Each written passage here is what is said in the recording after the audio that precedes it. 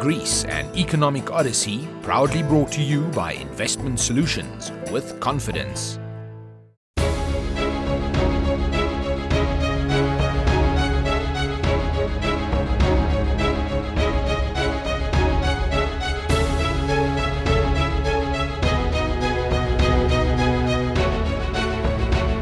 As Konstantinos Karamanlis flew back from his self-exile in Paris, cheering crowds filled the streets, shouting, "He's coming! He's coming!" The government transformed to a pluralist democracy. The monarchy was abolished. The Communist Party was legalized. A new constitution was born and Greece formally became a member of the European community. Νιώθουμε ασφάλεια τώρα που μπήκαμε στην Ευρώπη, μεγαλύτερη από πριν.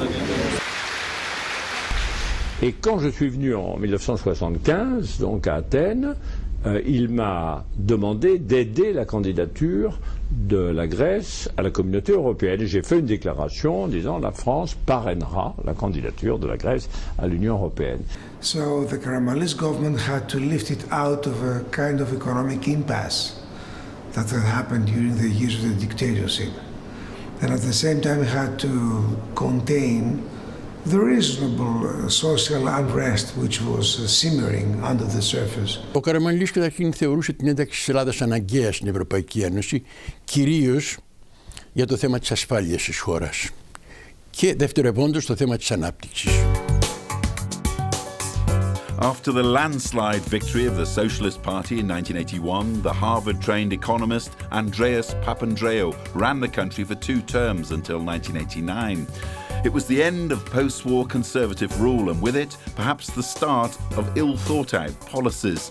Though Papandreou backtracked on much of his rhetoric, he did not withdraw from NATO and he became a European community advocate. He carried out a massive programme of wealth distribution. We tried to achieve 3 targets at the same time through participatory democracy. First, to reduce the government deficit and reduce the inflation. Secondly, to redistribute income in a fair way. And thirdly, to set the basis for structural reform of the economy. Υπήρξε τότε κοινωνική δικαιοσύνη και γι' αυτό το λόγο ίσως έδωσε πολλά. Ανέβηκε το βιωτικό Έπρεπε να τα δώσει. Έπρεπε να τα δώσει. Greece lived for many years with the grants which were given by the European Union in order to modernize its economy, its infrastructure, all the main elements of production. So a lot of money came into Greece, something like 150 billion. Charismatic or not, there was a whiff of scandal around his second term. Even his close socialist comrades whispered among themselves that he had changed. That term was plagued by an embezzlement scandal involving the Bank of Crete, of which he was later exonerated. His health was poor, but his new love for air hostess Dimitra Liani was fresh and strong. Fortunately, after the elections of '85, in '86 there was a change. The same government, the same Prime Minister, but a different policy. And Andreas Papandreou after '85 was a different man. Θα δεχθώ ότι ένα κομμάτι από αυτό που σήμερα βιώνουμε οι Έλληνες και το λέμε χρέος, σε αυτό το κομμάτι έχει συμμετοχή και η δική του θητεία, η δεύτερη δική του θητεία. Αλλά σε αυτό το κομμάτι πια έχουν συμμετοχή όλες οι κυβερνήσεις μετά τον Ανδρέα. Ο Ανδρέας Παπανδρέου μετά το 1985 θεώρησε πως η εξουσία είναι η ιδιοκτησία του. Από το 1985 και ύστερα ο Ανδρέας δεν λειτουργούσε ο ίδιος. Υπήρχε και ένα περιβάλλον που ήταν αρκετά αρνητικό για την πορεία της χώρας. Ο Ανδρέας Παπανδρέου ήταν ο καλύτερος Παπανδρέου τα τελευταία χρόνια. Πολλοί κατηγορούν τον Ανδρέα Παπανδρέου ότι άρχισε το δανεισμό, έδινε και σκόρπαγε λεφτά. Αυτό είναι μύθος. It is a noble cause if you want to redistribute money from the rich to the poor, but he didn't do that. He redistributed money from the future generations to the current generation, so he borrowed money. He did not tax the rich. There would be brief distractions. The victory of the Greek team at Eurobasket 1987 brought a moment of national satisfaction. Ο Έλληνας έχει κάτι καλό. δεν φοβάται να ξεπεράσει το όριο του. Και νομίζω ότι εκείνη την περίοδο που καταφέραμε εμείς να κερδίσουμε τη Σοβιετική Ένωση, το καταφέραμε γιατί είχαμε τη θέληση να μην φοβηθούμε να ξεπεράσουμε το όριό μας, και νομίζω ότι αυτό ίσως είναι και το προσόν του, δηλαδή η ελληνική ψυχή. Back in the political arena, Konstantinos Mitsotakis defeated Papandreou in the June 1989 elections, and his Democracy Party took tough steps to stabilize the economy. However, by the end of 1993, the government's debt-to-GDP ratio had doubled to 110% from 65% in 1989. We came into office in 1991, and along with Stefanos Manos, we managed to keep down public spending. We managed to have for 2 consecutive years an annual surplus.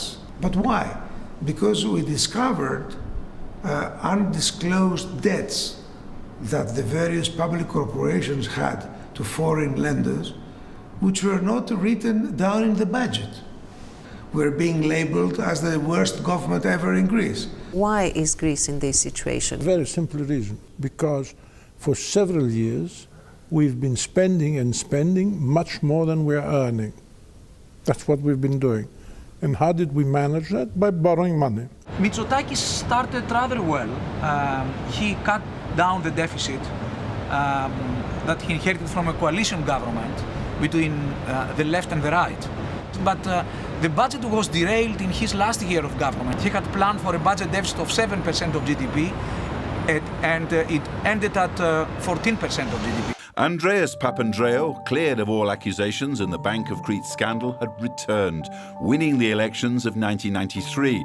But 2 years later, he was ill again and he resigned to be succeeded by Kostas Simitis. During his tenure, Papandreou's wife, Dimitra Liani Papandreou, was a powerful first lady, by all accounts running the PM's office. Άλλαξε η ιστορία της Ελλάδας.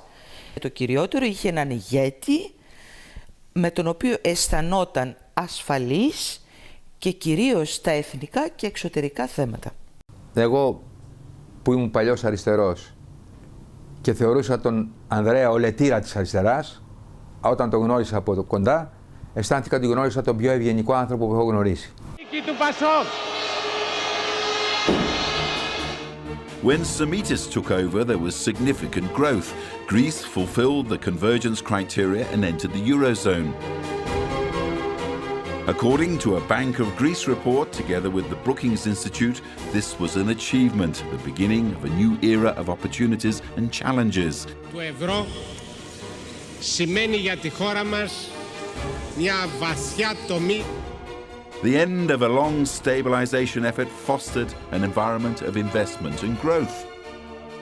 Greece, in the 8 years in which it tried to join the euro, from 1993 to 2001, has made enormous efforts to achieve the criteria of Maastricht in terms of the inflation. The inflation fell from 14% to 2% in the course of 6 years.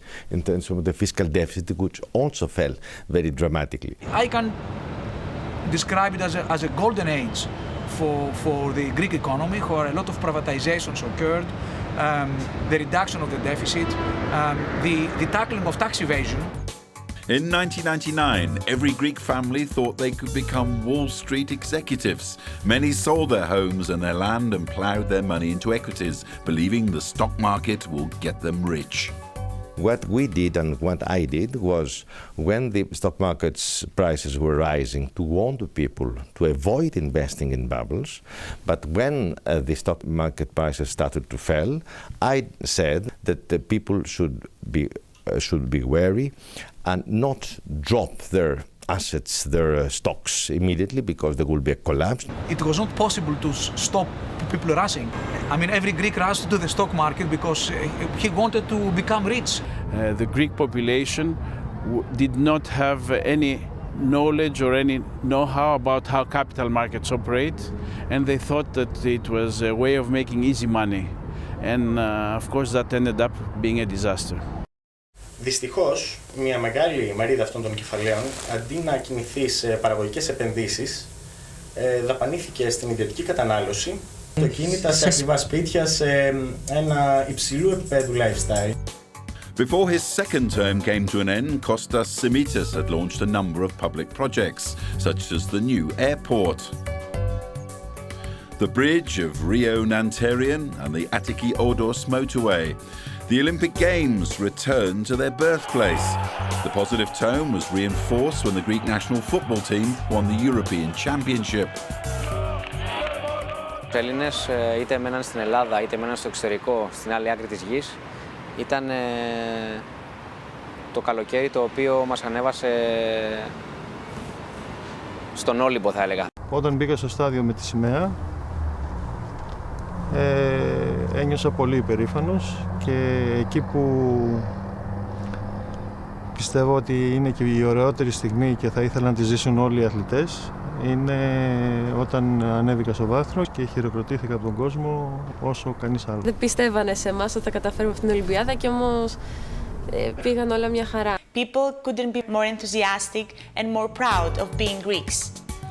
Amid the euphoria, some people began seeing the first signs of economic trouble. An easy target was the Olympic Games, with some claiming the Games were overpriced. It all became critical after we joined the euro, because after entering the euro, we didn't have the possibility of devaluing. Well, we started having further expenses for the famous Olympic Games. They also expanded the public sector. Finances spiraled out of control. Μύθος. Οι Ολυμπιακοί Αγώνες στήχησαν ακριβώς 5 δισεκατομμύρια ευρώ σε σχέση με τα 340 ή 360 που είναι το χρέος της χώρας. Αντιπροσωπεύει ένα ποσοστό 1,5 το πολύ με 2%. Problem was not so much the cost of the Olympic Games, big as it was. It was in fact a bigger problem that affected not only Greece but also Spain, Portugal, Ireland, Italy as well. That is, those countries of the south, when they joined the euro area, they thought that the paradise was there, that prosperity was unbound, so to speak, and no further effort was required. The north-south divide in the Eurozone became more pronounced. While the north saved and ran trade surpluses, southern economies were characterized by high consumer spending and weak fiscal controls. Next up, the economic meltdown years, 2009 to 2012. Greece, an economic odyssey, proudly brought to you by Investment Solutions with confidence.